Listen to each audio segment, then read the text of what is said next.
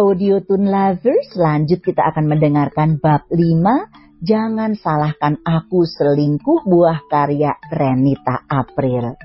Let's listen to it together and check it out what is going on. Reyhan Alberto Pratama, pria berumur 27 tahun, seorang pemimpin sebuah perusahaan properti. Reyhan, pria keturunan campuran Amerika, berwajah rupawan dengan mata kebiruan. Para wanita banyak yang memuja-muja dirinya. Reyhan seorang Casanova. Baginya wanita hanya mainan di atas ranjang.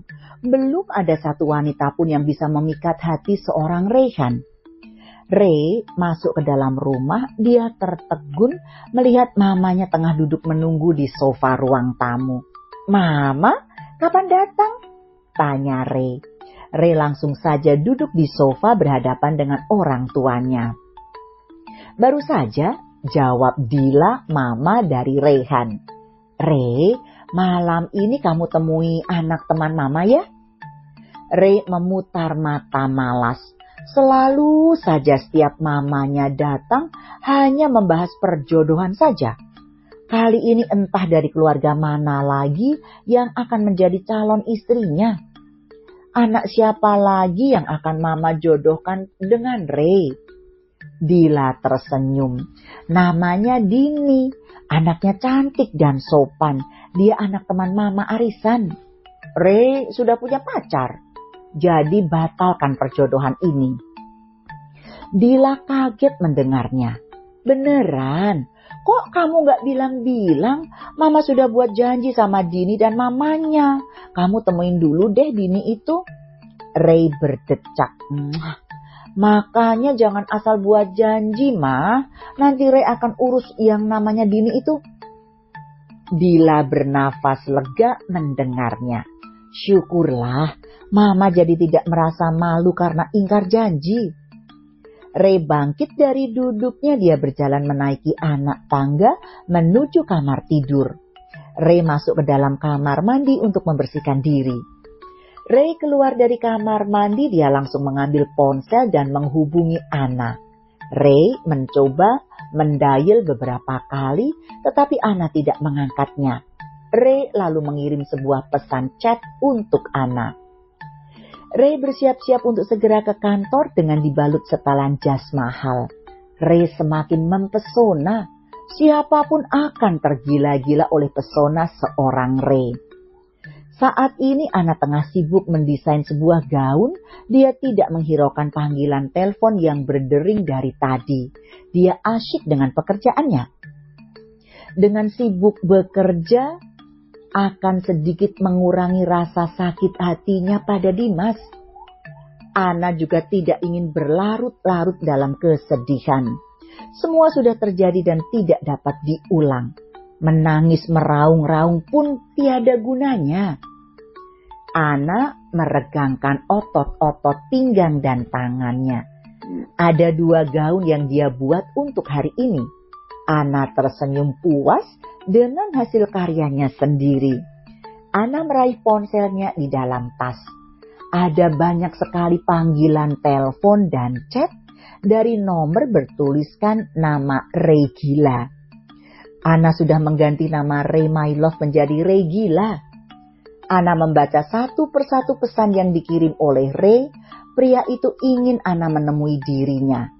Anna menghapus semua pesan yang dikirim oleh Rey. Tiada satu pesan pun yang dia balas. Anna malas untuk meladeni pria seperti Rey itu. Anna mencoba menelpon Dimas suaminya. Sudah lama sekali dia tidak makan siang bersama Dimas. Anna mendial nomor suaminya itu. Beberapa saat barulah Dimas mengangkatnya. "Mas, kita makan siang bareng yuk?" Anna, "Boleh. Kita makan bertiga sama Lisa." Dimas. Anna tertegun mendengarnya. Selalu saja ada Lisa. Apa suaminya itu tidak lagi memandangnya? Kapan Dimas bisa menghabiskan waktu bersamanya lagi? Waktu di mana hanya ada Anna dan Dimas. Anna juga baru menyadari bahwa Dimas bukan miliknya seorang. Dia harus berbagi dengan wanita lain. lupakan saja, aku makan siang sendiri saja. Ana langsung mematikan sambungan telepon Dimas. Di sisi lain Dimas mengerti dengan keadaan Ana.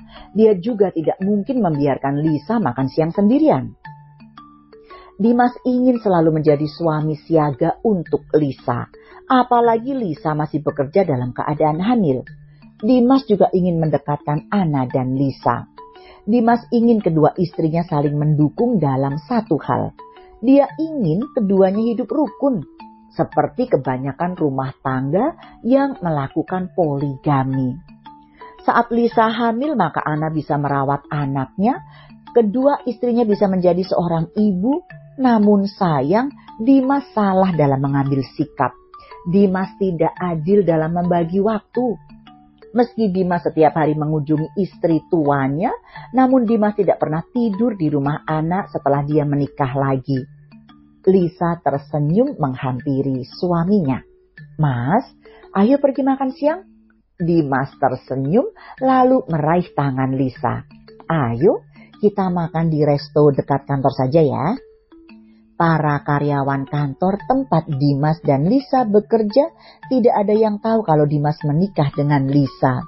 Mereka hanya tahu Ana sebagai istri dari Dimas. Para teman kerja kantor Dimas hanya tahu kalau Dimas dan Lisa hanya rekan kerja saja. Meski mereka sering kadang menggosipkan kedekatan antara Lisa dan Dimas, namun Dimas dan Lisa tidak menghiraukannya. Ray sekali lagi menelpon Ana. Lagi-lagi Ana tidak mengangkat telepon darinya. Ray berdecak kesal. Baru kali ini ada wanita yang mengabaikan dirinya.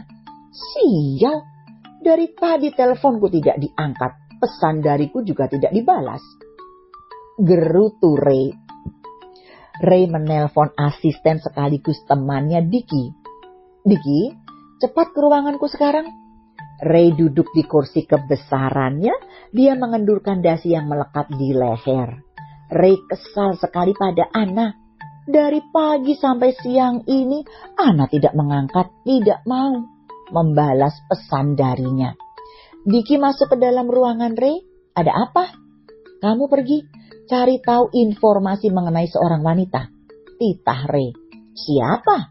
tanya Diki. "Wanita itu." Ray menghentikan ucapannya. Dia sendiri belum tahu nama dari wanita yang dia telepon dan chat. Ray menepuk jidatnya. Saat di taman Ray hanya mengambil nomor ponsel Ana. Dia sendiri tidak bertanya siapa nama wanita itu. Ray hanya memberitahu namanya saja saat itu. "Aku tidak tahu namanya. Aku hanya punya nomor ponselnya saja," kata Ray. Ray memberikan ponselnya pada Diki. Teman sekaligus asistennya itu lalu menyalin nomor ponsel Ana ke dalam telepon genggam miliknya. "Aku akan cari tahu secepatnya." "Tapi siapa cewek ini?" tanya Diki. "Kekasihku," jawab Ray. "Kekasih apa?" Diki tidak kuasa menahan tawannya. Nama kekasih sendiri saja tidak tahu. Ini pacar atau teman kencan semalammu? Rehan terlihat kesal. "Sudah, cepat cari sana." Oke, akan aku cari sekarang juga," jawab Diki. Diki keluar dari ruangan Rehan, dia masuk ke dalam ruangannya sendiri. Diki mulai membuka laptop lalu mencari tahu informasi mengenai Ana. Cukup lama Diki mengotak-atik laptop miliknya. Diki memang seorang hacker. Baginya mencari informasi mengenai seseorang sangatlah mudah. Diki membelalakkan akan informasi yang dia terima. Apa Rehan tidak salah? Wanita ini sudah menikah. Diki mengelus-elus dagunya. Dia lalu menelpon seseorang untuk memata-matai Ana. Diki ingin memberi informasi sedetail mungkin kepada Rehan. Diki juga mencari tahu informasi mengenai Dimas suaminya dari Ana. That's it. To be continued. Dukung author dengan vote, like, dan juga komennya ya. I will be back. Audio Tune lovers, just wait for me. To be continued. Kalau kamu mau dengar audiobook lebih banyak dan gratis, segera download AudioTune.